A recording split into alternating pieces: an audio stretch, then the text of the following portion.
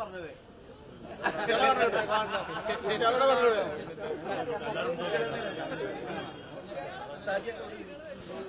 അല്ല ആളുകളെ എനിക്കൊരു സന്തോഷമുള്ളൊരു കാര്യം എന്ന് വെച്ചാൽ ഭയങ്കരമായ പൊളിറ്റിക്കലൈസ്ഡ് ആവുന്നു എന്നുള്ളതാണ്. യങ്സ്റ്റേഴ്സ് ഭയങ്കരമായിട്ട് വോട്ട് ചെയ്യുന്നു.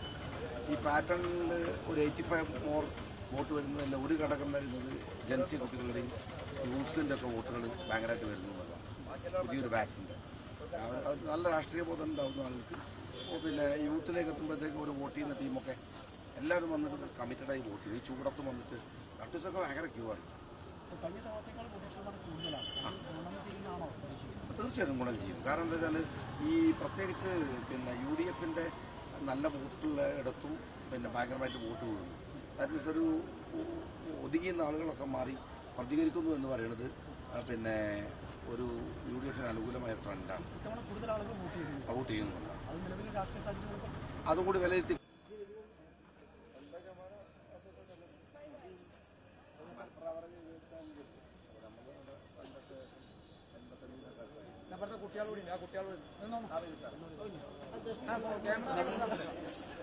അടിക്കുന്നോളി.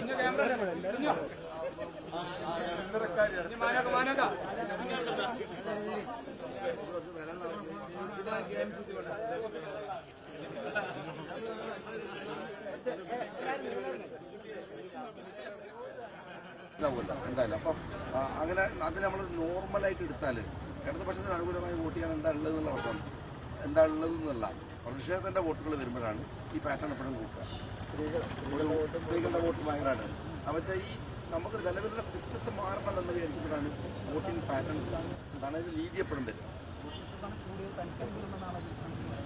അല്ലാതെ അങ്ങനെ പറയാമല്ലോ, എല്ലാവർക്കും പറയാമല്ലോ. അവകാശവാദം ഉന്നയിക്കുന്നത് നല്ലതാണ്. ഞാനതിൻ്റെ ഒരു പൊതുസ്വഭാവം പറഞ്ഞു മാത്രമേ ഉള്ളൂ. വേണ്ടിയിട്ട് വർത്തമാനം പറയുന്നതാണ് എൻ്റെ ഒരു സുഖം.